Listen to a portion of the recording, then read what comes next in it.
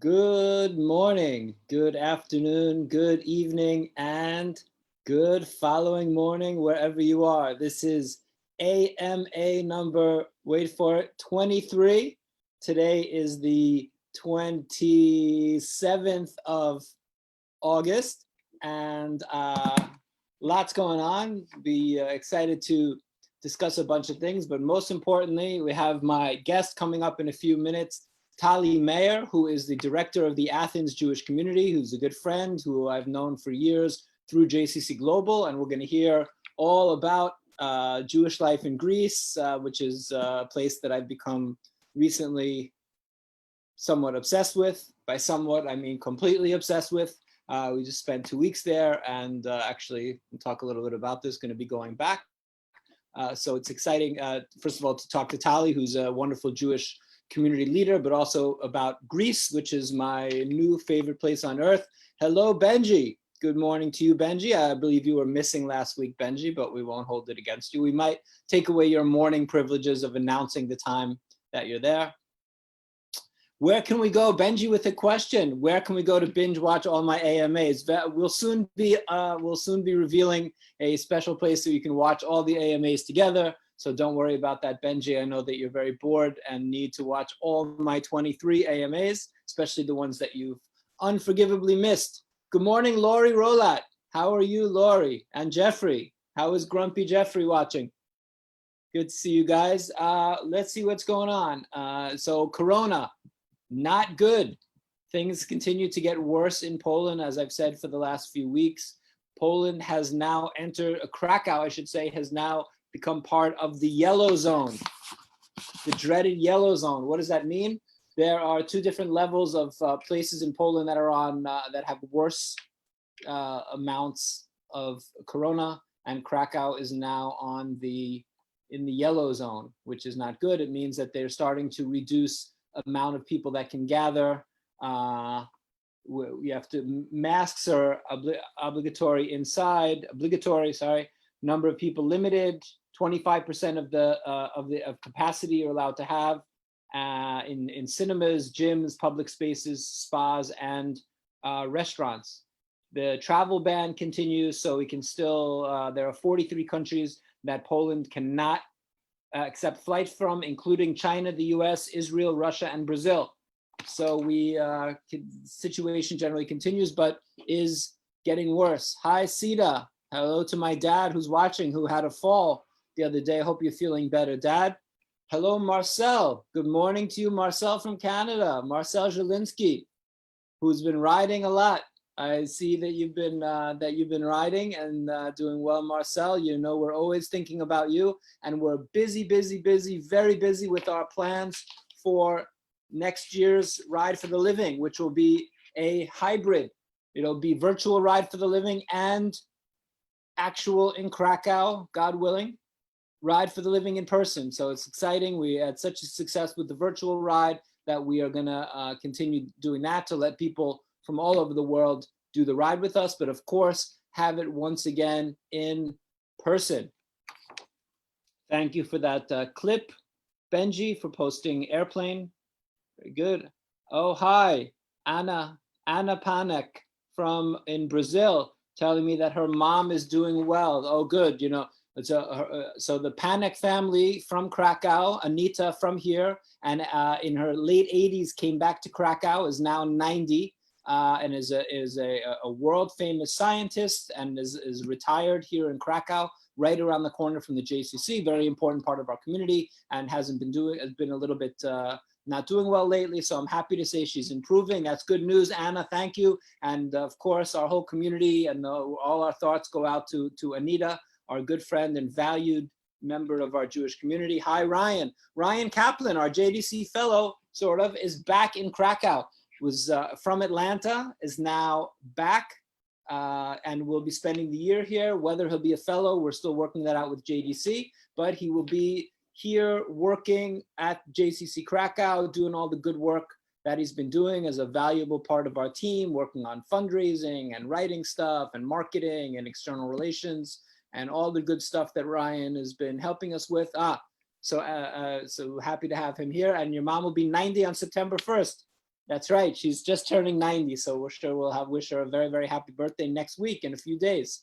That's exciting. So thank you, Anna, and sending love to Anita, and happy that Ryan is here back with us. In terms of what's going on, what I've been up to after still coming down from the high of Greece, and I'm excited to say that as Kasha, my wonderful wife Kasha, is about to turn 40, having a big birthday. So we were going to go away for a few days for her birthday. That was always the plan, to kind of sneak away for a weekend. And we were thinking of going to Italy. This is all pre-corona, going to Italy, maybe Naples, and eat some pizza and of course ice cream. But after our trip to Greece, Kasha has decided that that's the place that she most wants to visit. So next week or so, or actually in 2 weeks, we are going to go back to Kalymnos for a couple days, which is going to be very exciting. We'll celebrate Kasha's big birthday. Actually, both of us, this 2020 is a traumatic year, not only for the world and what we've been going through, but a traumatic year age-wise for both me and Kasha. Probably more for me. Kasha's not too bothered about her age, but I, of course, turned 50 in January, and Kasha this year turns 40. So I turned 50, I was in Egypt. I wanted to be in the sun, and Kasha wants to be in our new favorite place, Kalymnos. And we're going to talk to Taly, our guest, who's from Thessaloniki, but we'll talk to her about Greece in a little bit. But so that's what's going on with me. In terms of what I've been up to, I've been just started to be watching some amazing NBA. I saw Luka Doncic in an amazing game that I watched, Dallas and the LA Clippers.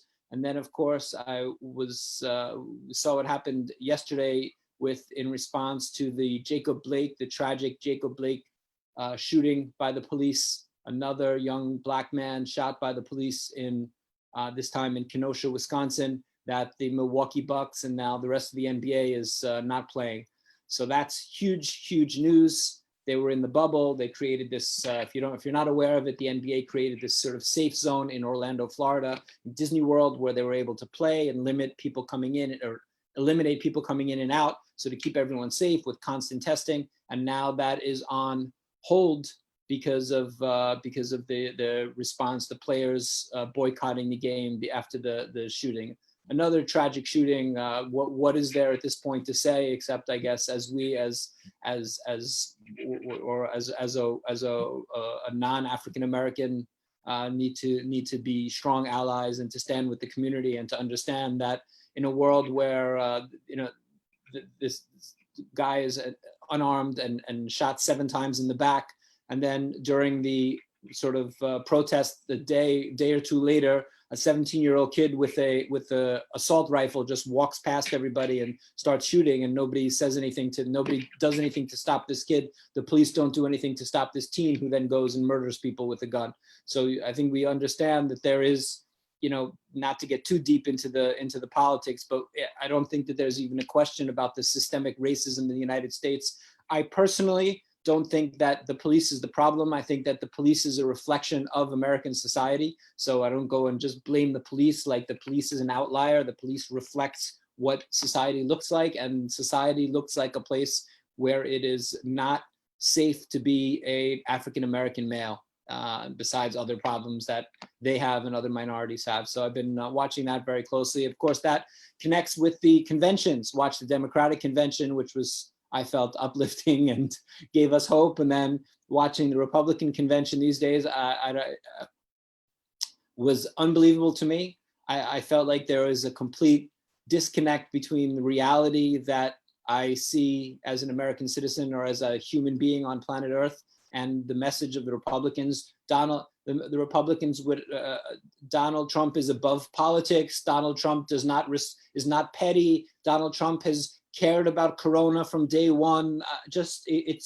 I feel like the country is being gaslit, is being completely gaslit during the Republican convention, and it terrifies me. It absolutely terrifies me. There's a world that exists that is completely disconnected from facts. It doesn't matter. It's like standing next to somebody who's wearing a red jacket and telling them they're not wearing a red jacket. and everybody around feels like that's okay. And it's shocking to me, and it's unbelievable that people can allow this to go on. And I really think that living in Poland and feeling the effects every day from what happened when Germany, a country, had a leader that was led down a path that it went down. I think that America is in a similar situation. Not saying that there's going to be a Holocaust next week or next year, but a country that is being blindly led by somebody, which is to me terrifying. And the idea of ignoring reality and ignoring facts and ignoring science to just believe something that you want to believe is, to me, absolutely terrifying. So it's been scary to watch the Republican convention. I really feel like I can squint my eyes, and the image turns to black and white, and people are wearing Nazi armbands, and it looks like the 1930s in Germany in terms of just saying things that are absolutely devoid of truth. And I really hope and pray that the country comes to its senses in November, and that there will be a peaceful transition of power, because I am very much in doubt. A situation that allows a charlatan and a huckster and a crook and a racist to lead the country and to continue to be popular is certainly this type of situation, I think, is certainly allows for a type of blindness that will allow that will allow there to be not a peaceful handover of power, which is the hallmark of the democracy and of our democracy for 240 years, which is absolutely, to me, terrifying, and something that I never thought I would be thinking or saying.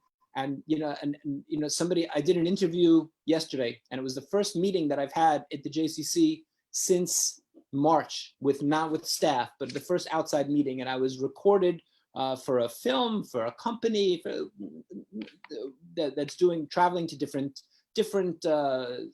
countries, and they came here to Poland, and they asked me about Auschwitz and the message of Auschwitz and what they can expect. And I thought about it for a minute, and I really thought that the idea of Auschwitz, I mean, there's a few things to take away, but that's something that really sticks in my head these days, is that Auschwitz didn't begin with Auschwitz, right? It wasn't, Hitler didn't stand up to people and say, oh, let's build Auschwitz and let's gas Jews and get rid of Jews. It started with the slow demonization, and slowly this, and the slow dehumanization, and it becomes us versus them, and you become dehumanized. You become immune to the language. You don't feel the language anymore. And it's like, oh, Trump says this, oh, no big deal.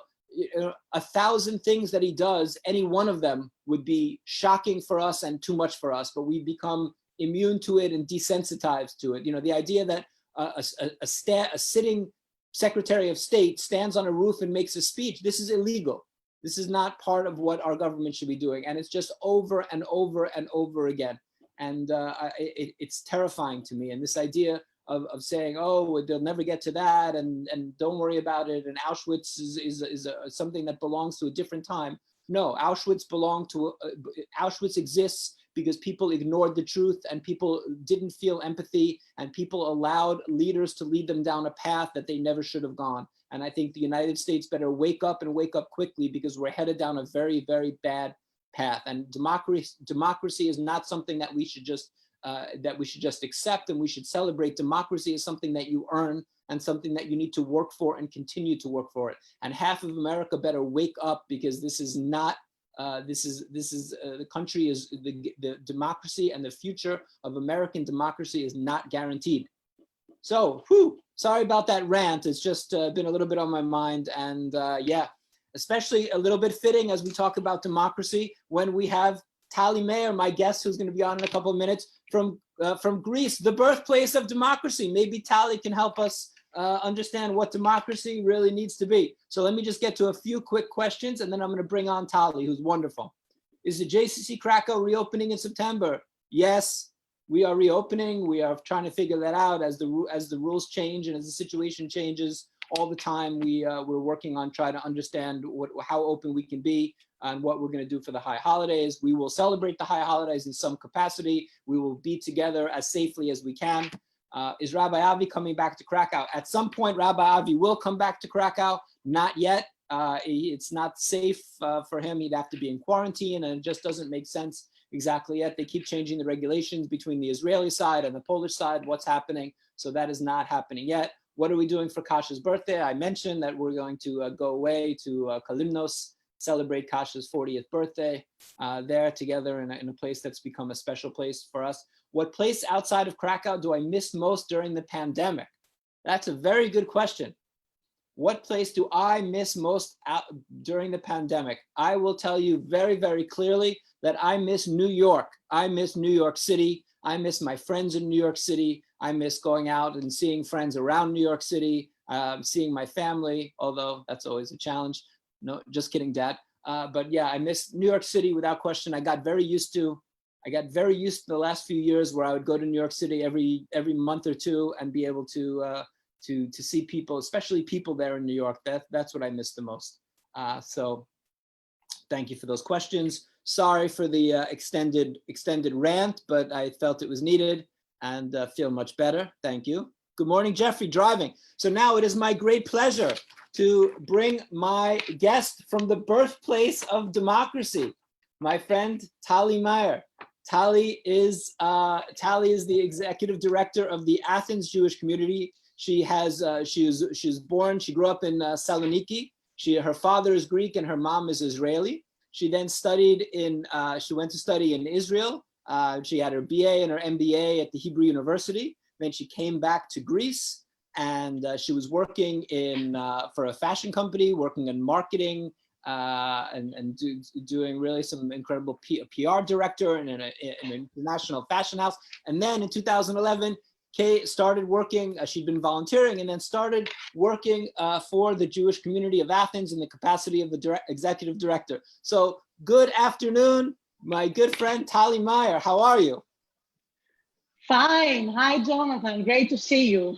Thank you so much for being our guest. We need someone from the home of democracy to help us through a difficult time. Well, I'm not your person, but thank you for giving me this credit. Anyway, it's great seeing you again. No, thank you for being here. And you just came back. You were on holiday, as all good Europeans. We go on holiday in August, and you just came back. Exactly. So where were you? Well, actually, I wasn't on the islands. This year, the islands were a bit scary for the Greeks due to the coronavirus. So most of the Greeks try to go mainland or to islands that they can go by car. There are such islands. And in any case, I went to Pylio. It's an area in the mainland of Greece. Not many people know about it, not many tourists, although Israelis started finding out about it. I don't know how. No. Oh, don't, no. Yes, they got there too. Oh my God. And we shouldn't talk about it. No, if any Israelis are watching, just kidding. It's okay, I'm half Israeli, so I can talk about it. So, but it's a very nice area, and actually Israelis start buying land there and doing investments, which is a very good thing for Greece. And anyway, it's a beautiful place. Next time you come, you can go to another place, not only Kalymnos. I will suggest more places for you. I tell you, we've really fallen in love with Kalymnos. We weren't expecting to like it the way we did. And, we were planning to go to all these different islands, and we got from Kos to Kalymnos, and we just felt like this was a magical place. And, I don't know if you heard earlier, but in 2 weeks is Kasha's birthday and we're going back. I heard. Very good for you. I will suggest some more places. Maybe you'll have some time to go. It's very close to Kalymnos. Oh, okay. Well, thank you. So I want to talk about Greece and the Jewish community in this, but first I'm curious about your sort of trajectory as a Jewish professional now in Greece, but you didn't start out that way. You started out as doing marketing in the fashion industry and then switched to Jewish community work as a professional. Can you talk a little bit about what you were doing in the fashion industry and then this switch of careers? Sure. As a marketeer, a newly MBA honored student, my dream was to work as a marketeer. So I worked in actually a Jewish-owned Greek company fashion house that imported brands like DKNY, Calvin Klein jeans, Italian branch, and I worked there for 9 years. Around February of 2010, more than 3 people, different people, came to me and said that the director of the Jewish community is retiring, so maybe I'm interested to take the job. I was always very, a volunteer in many areas of the Jewish community life, as a youth, as in when I was in Salonika, when I was in Athens. So when 3 different people suggested it, I said, okay, maybe something they see, I don't see. It sounded really crazy for me at the time. But slowly, and while I was seeing that the financial crisis in Greece was growing, and I saw that other fashion houses were closing and bankrupting, I said, okay, maybe it's a good idea to apply.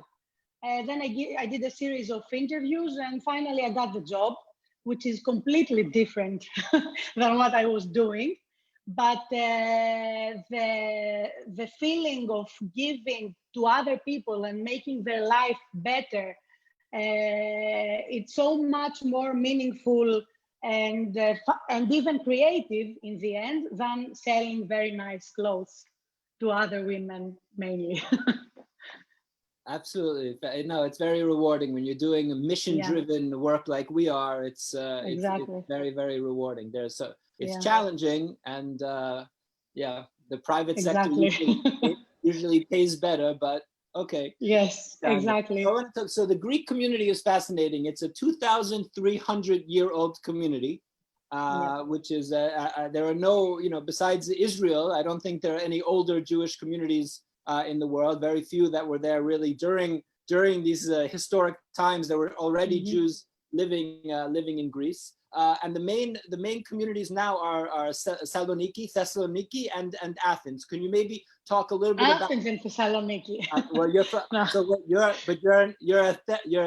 one second. You're from Thessaloniki, so yes. Well, it's a weird thing because I'm in between, the 2 cities. Actually, the community of Salonika was one of the biggest before World War II, all over Europe. They actually had 56,000 Jews, and unfortunately, 96% of them perished at the Holocaust, and very few returned, as you may understand. Whereas Athens was a smaller community before the war. And after the war, there were more people because also from other cities, by returning from the Holocaust, they came to Athens, which was the big city. It was the capital. They had more opportunities. And therefore, now we are a bigger community, the biggest community in Greece. We are about 3,000 members. And we also have the spouses and the kids of these members who are not Jewish, per se. And Thessaloniki, on the other hand, has thousands of members because many of them went to Athens, went to Israel, went abroad, especially when the crisis started. But my understanding also, because I've been to Thessaloniki, which I thought was beautiful and amazing food. Beautiful. It's a very interesting city and the Jewish history there is something very special. But I understand that the community received, because I remember when I visited Athens, we came we did this, we had the conference there of small communities and learned a little bit about the Greek Jewish history, that a lot of the Saloniki Jews left a lot of property. So there was property that was given back to the community in Saloniki because of this old historic community, and then and then not so much in Athens. So that so that sort of the smaller Saloniki community is like the rich community, but the Athens community is the larger community. Yes, it's more or less what you're saying. I wouldn't like to get into it, in public. No. We can discuss it offline whenever you want. But yes, it's more or less what you say. It's true, and unfortunately, many of the property of Jews were taken by Greeks, that they saw empty apartments and empty stores. So for many years. So they took over, and the government and some other organizations are trying to to help get back these properties for the Jewish communities. But it's, it's a very, very balagan. It's a huge process. So we have, I think, a Anyway. somewhat similar, that Krakow is a smaller community, but has a lot of property that was given back. So yes, it's always, you understand. I understand very well the complexity of property and who speaks for the Jews and money and all of this in these communities that were so large. You say that Thessaloniki, 96% of the community was killed. So this is similar. Krakow, 90% also, and then people left. So you have a lot of property and a small amount of people, and it makes it complicated. Absolutely. What about Ashkenazi versus Sephardic? Is the community mostly Ashkenazi, mostly Sephardic? How does it break down? No Ashkenazi at all. I'm half Ashkenazi, so let's say we have a presence, but there are no Ashkenazi. We either have Sephardic Jews or Romaniot Jews. Romaniot are the Jews that were here many, many years ago, as soon as the Jews' presence was here. And Romaniot, and how would you describe, because I think that this is something that you only have in Greece. Yeah, I think, yes. And there is Yanina Keila Kedosa also in New York and some other, but they come from here, from Greece. And what is their, in other words, how would they, if I went to a service in a synagogue, or do they have anything that's wildly different from mainstream? Wildly different, I wouldn't say, but I think the rabbi will kill me if I start talking about how Romaniot Jews pray. So I will leave it for the rabbi or another more eligible person to say. And what about synagogues in Athens? Because there was a rabbi who was there who was he was a very young rabbi. Yes, that's the one, Rabbi Gabriel Negrin. Yeah, and he's a Romaniot. He's a Romaniot Jew, exactly. And he went to study, but he got his smicha in Israel because there is, right. Yes. So similar with these small, just so our people watching, for smaller communities like Poland, like Greece, these days you can't become a rabbi in Greece or in Poland. You go abroad to study, and then you come back to serve the community. Yeah, and we actually have two synagogues that are active, which are across the street from each other. There is Bet Shalom Synagogue, who is the Sephardic synagogue, and the Et Chaim Synagogue, who is a Romaniot synagogue. There is a difference in the setup of the synagogue. Like if you see, you will understand there is the setup of the bima in comparison to the Sfarim. And anyway, it's more visible rather than obvious in any other way. And we have these two synagogues. We operate one of them, the Bet Shalom Synagogue, who is the bigger one. Well, actually now with the COVID restrictions, everything is changed. But in regular periods, we operate Bet Shalom Synagogue on a regular basis, and we open Et Chaim for some certain occasions, and in Kippur when all Jews of Athens come to the synagogue. And they're Orthodox. We are considered Orthodox Jews, but you cannot say that we are religious and keeping all the Jewish customs strictly, anyway, I'm trying to be politically correct. But the synagogues, the services are Orthodox, men are counted in the minyan, women aren't having an aliyah. Yeah, exactly, yes, it's Orthodox. And exactly. What is so you talked a little bit about, you said there are two synagogues in Athens, there are 3,000 Jews in Athens, and to be a member of the community, I understand that you have to be Jewish. In faith, yes. Jewish in faith. Halachically Jewish? Halachically Jewish, yes. So the mother and everything, yes. It's that's a bit of a problem, because as we are a very small community, we are trying to be open and receive other people, but we do it, although it's not formal. Like we embrace the spouses and the children of our Jewish members, although they are not formally named members.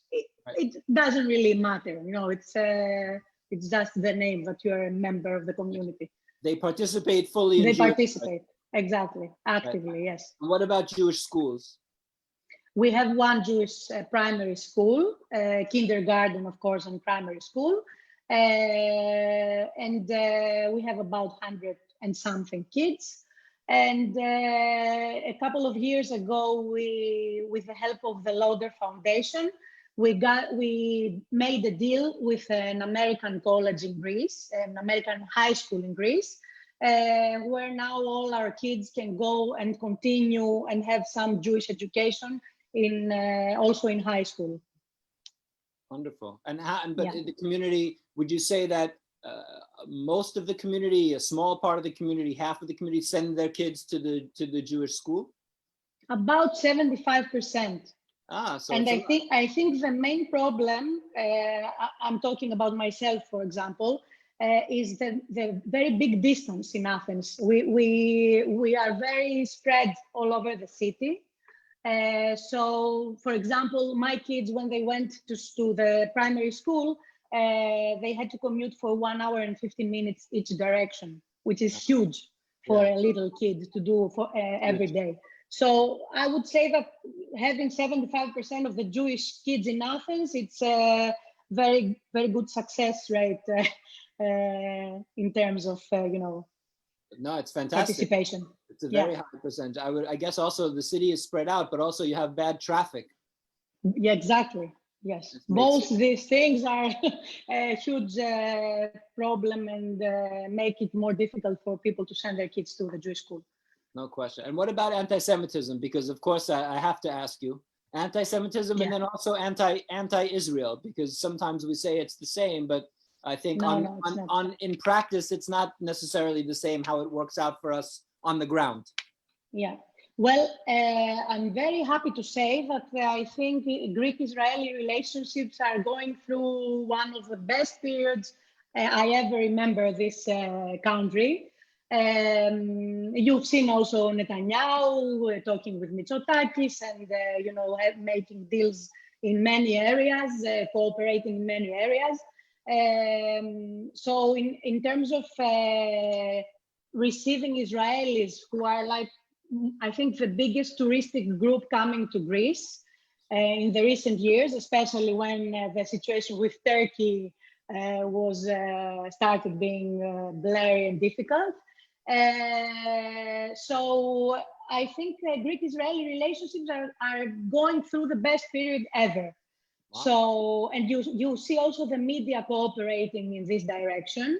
I'm just giving you an example of how it was some years ago when I came back from Israel, from the studies in 2001. It was the second Intifada period in Israel with the suicide bombers and all this crazy situation that was going on in Israel. And I came here in Greece and I started hearing in the media that the poor Palestinians and the bad Israelis, the image that was presented was all the time this thing. So I volunteered in the Israeli embassy in Greece so that I helped the media department make a balance in this imbalanced depiction of the media.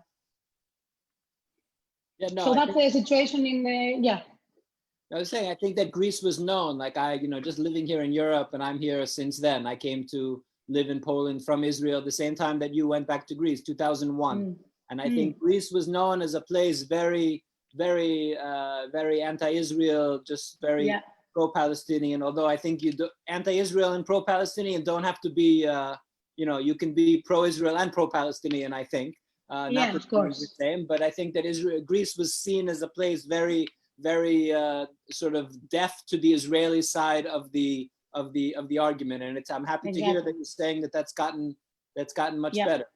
Much better. And in terms of the anti-Semitism area, we never had anti-Semitism and attacks towards people. It was always vandalizing memorials, vandalizing the synagogues.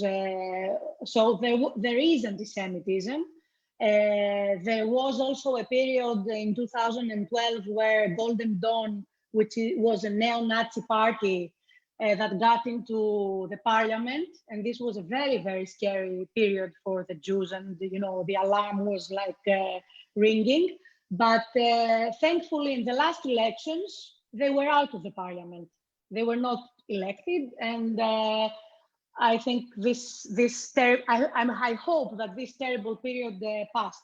I don't think this is my personal opinion.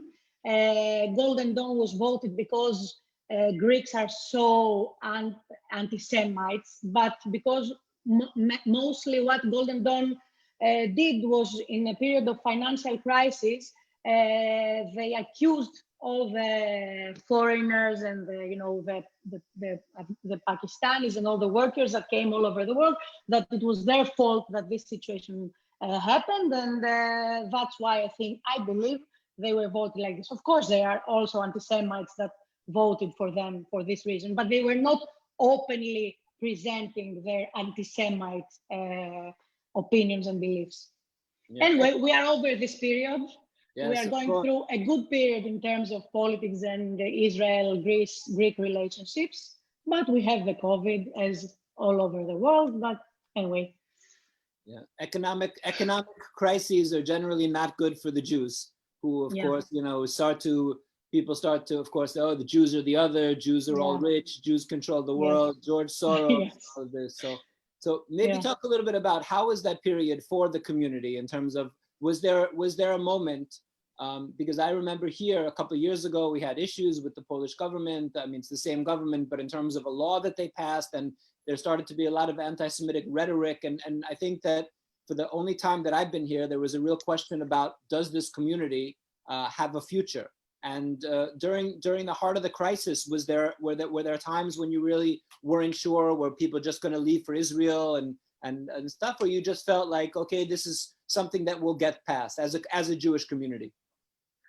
And we were never afraid that the community will not exist. Although we are few Jews in Athens, we are very vibrant, very connected, very active. We have like 300 volunteers. Almost 10% of our members are active members of the community, participating in various committees, offering their free time for various needs. I wouldn't say that we were afraid that the community will stop existing, but there was a period that, mainly due to the financial crisis, that our youth didn't have opportunities, and we were like split between the decision: should we help our kids go away and have a better future, or should we keep them here so that we have a community? It was a big dilemma. Some kids left and we helped them, those that wanted and had some potential to go abroad, because it's not easy, as you know. Some stayed. We tried to help them, and we still do try to help them find jobs from other members or other professional businesses that we know and might need professionals to go work for them.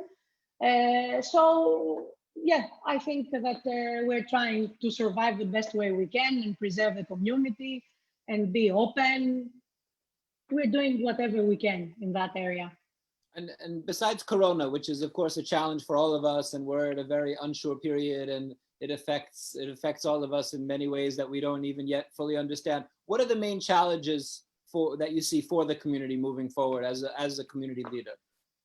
The main challenge, of course, we are very worried for all our elderly and all the people that are, in the population that is in danger from the COVID.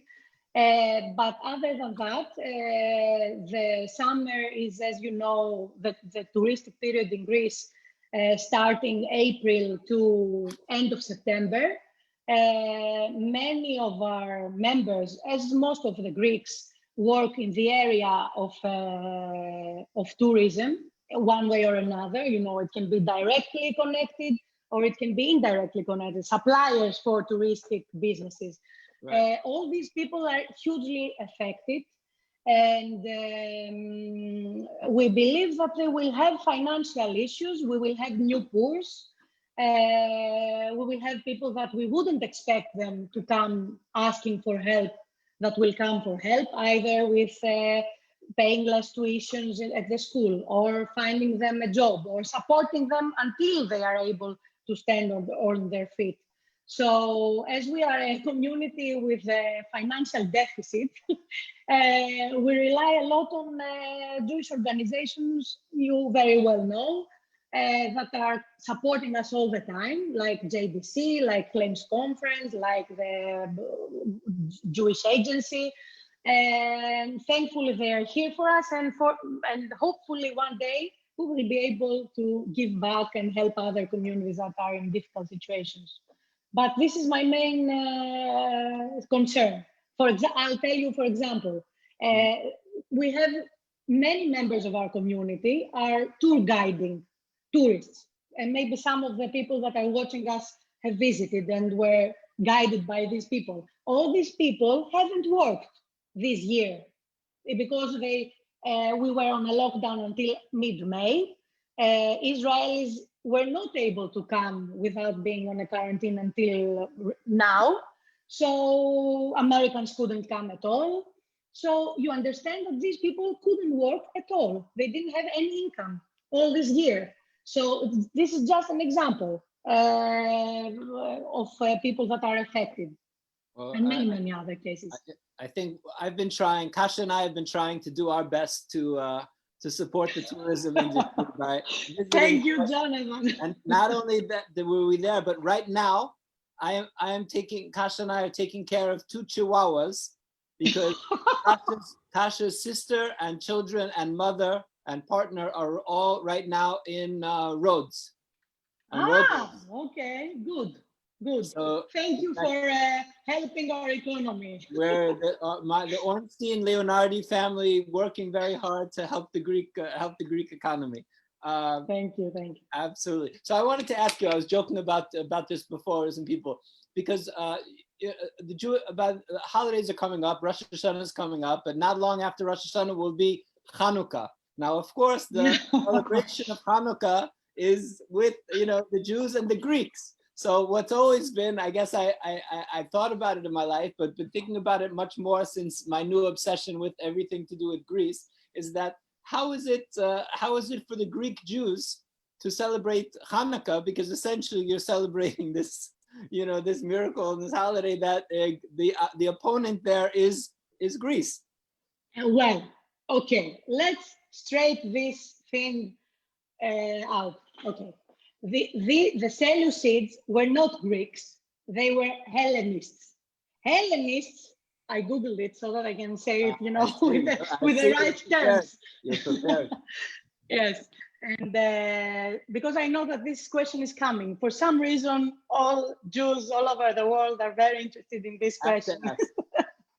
Anyway, so the Seleucids were Hellenists, which are Greek. They spoke the language. They had the Greek way of life, but they were not Greeks in ancestry. So to straighten this thing, these people were Hellenists and they were not Greeks. But to be sure, to be on the safe side, when we sing Mao's Tsur, and there is this mentioning of Yavanim, the Greeks, we turned it into Asurim. So in Greece, we don't say Yavanim, we say Asurim. Very interesting. See, that to me is absolutely fascinating to me. Rabbi Avi, our rabbi, I know is watching. There's an interesting note for you, Rabbi. So when I make my aliyah to Kalimnos, when I celebrate Hanukkah, I will have to adjust when I sing Ma'ut. Exactly. Yes, exactly. So I wanted to ask you, because I've become just now I want to talk a little bit about this about Kalimnos. So I came to this place and I just completely fell in love. I've been to Greece before, and I've been to Athens and Saloniki and Samothraki and Samos and Creta and Crete. And so I've been to a few places in Greece before, and I always liked it because it's beautiful and the people are friendly and happy generally, and it's what's not to love in Greece. But something really, really special about this small island.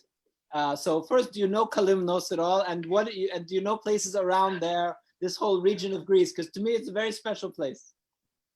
Well, when you said that you are in Kos and you wanted to visit something that is close, I suggested to you a couple of islands, and Kalymnos was one of them. There are 227 islands in Greece that you can visit, that people live there. There are thousands of islands, but 227 are visitable. So, as you may understand, I haven't been to all of them. It might take a lifetime to do it, or not work, not have kids, and just travel, which doesn't sound very bad. Anyways, so I can't tell you which is a favorite island and which one I would prefer to visit, because I visited many islands, like about 30 islands. And I have islands in different areas of Greece, which are totally different. It's like you visit a different country. You have the islands in the Cyclades, like Mykonos and Santorini and Paros, which are with white houses and not a lot of vegetation. You have the islands that are close to Italy, the Kefalonia, Zante, Ithaca. Ithaca is one of my favorites, by the way. Mykonos without the tourists. Mykonos, if you go in the off-season area. Then you have Hydra. Hydra is where Leonard Cohen lived. He had a house there, and I think this is where he met his wife, if I'm not mistaken. You have the Sporades, where Skopelos is one of my favorites as well. It's where Mamma Mia was, filmed. You have Amorgos, where the Big Blue film, the French movie, if you remember, was filmed. Diving, of course. Yes. Actually, if you go there, my brother has a falafel restaurant as half Israeli, but it's not falafel. It's a very nice ethnic restaurant. Anyways, I don't know what to choose. I'm telling you, it's like a personal opinion, but wherever you are going, you can ask me and I can suggest some of my suggestions. We really fell in love with we've traveled a little bit and I've been to different places, but there was something, I thought it was fascinating. Everybody I spoke to on Kalymnos was from Kalymnos. And I said, oh, where are you from? Kalymnos. Where did you meet your wife? Kalymnos. Like there was a real pride there. But if you, it's interesting to me as a New Yorker, if you say to me, I don't know, Idaho or North Carolina or this, I have generally something in my head a little bit. If I say to you, not about this, if I would just say to you, oh, Kalymnos, what do you think about Kalymnos? Actually, the people here in Greece are very proud of wherever they come from, even if it's a village or if it's an island. So it doesn't strike me as something strange that people that are from Kalymnos say that I'm from Kalymnos, even if they are not living in Kalymnos and they are like third generation not living in Kalymnos, they will tell you I'm from Kalymnos. It's like something very regular for Greeks to say I'm from there, even though they live in Athens for, I don't know, their grandfathers. But if you hear, like, I don't know, if I say to you Santorini or Crete or this, if you hear Kalymnos, what is your opinion? Like, what do you think about Kalymnos? Or nothing?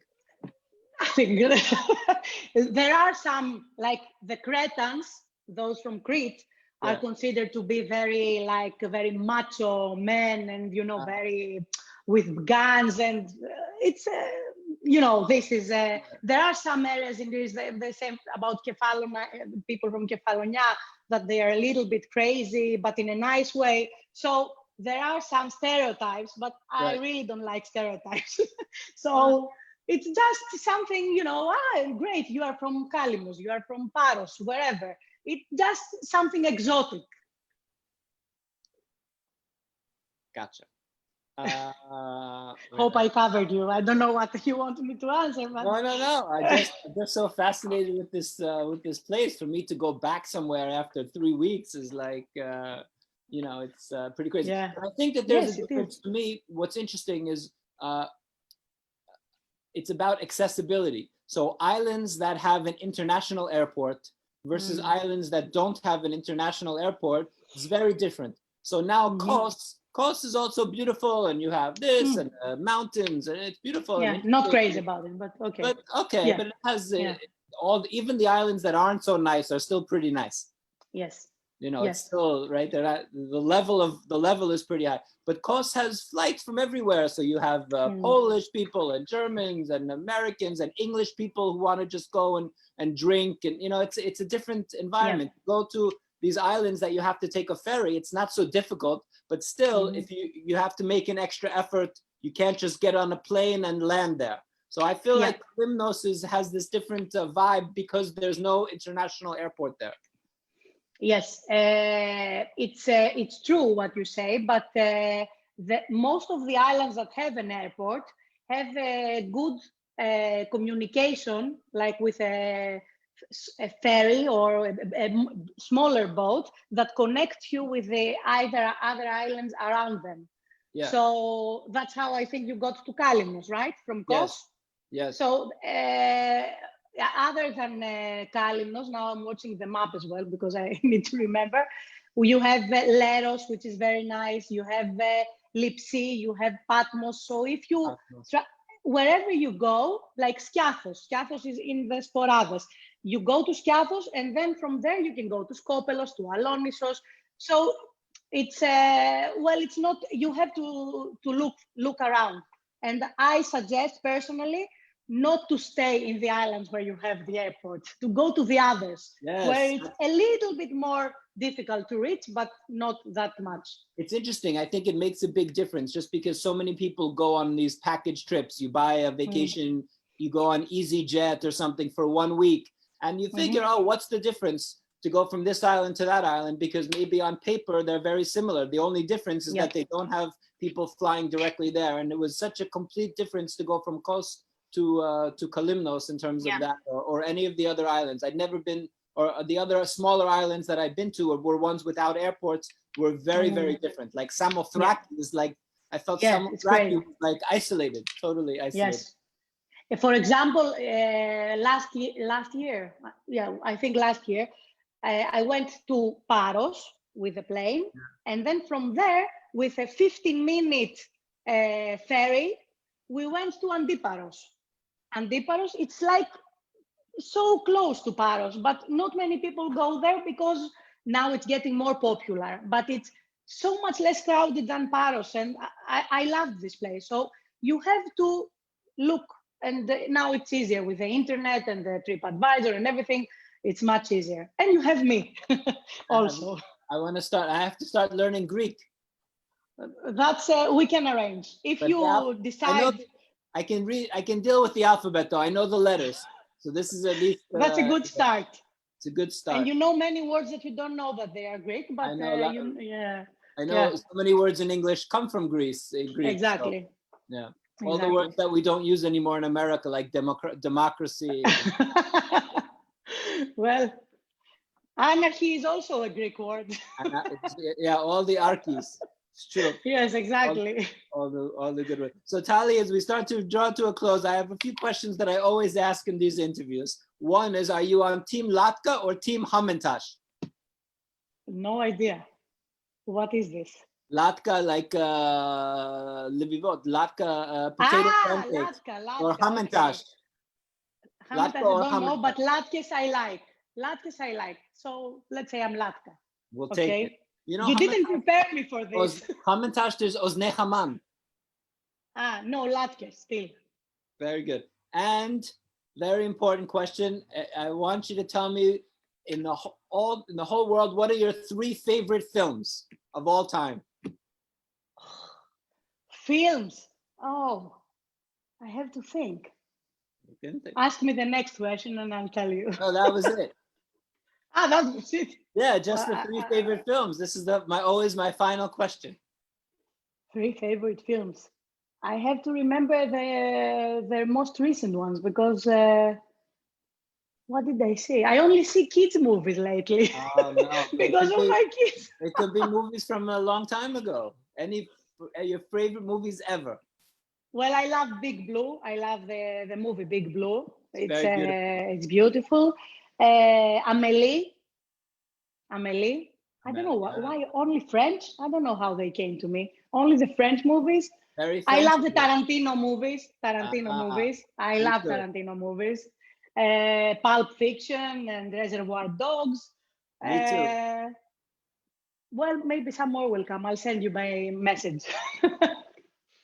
Ali, it's been so great talking to you. I could talk to you all day about Greece, and I'm so obsessed with everything Greek, I have to tell you. So it was a real I hope pleasure. next time you come, I'll be here in Athens, and you make a small detour from the airport and visit the Jewish community. It's going to happen. I've been, but Kasha hasn't been, and it will be good to see you. So we have to talk, because I'm coming in a couple of weeks. Great. Looking forward. Absolutely. Thank you so much. Shana Tova. Be well. Thank you. You too. You too. Everyone in the community, and we're in touch. Thank you. Thank you. Bye, everyone. Bye, everyone. Thank you. Thank you. Stay safe, everybody.